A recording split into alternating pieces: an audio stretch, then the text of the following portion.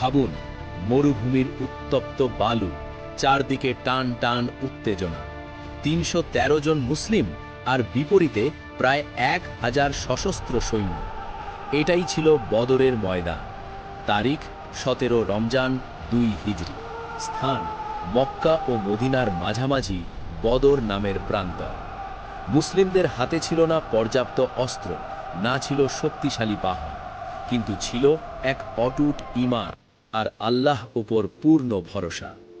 রাসূলুল্লাহ সাল্লাল্লাহু সারা রাত দোয়া করলেন, হে আল্লাহ, আজ যদি এই ছোট দলটি ধ্বংস হয়ে যায়, পৃথিবীতে তোমার ইবাদতকারী আর থাকবে না।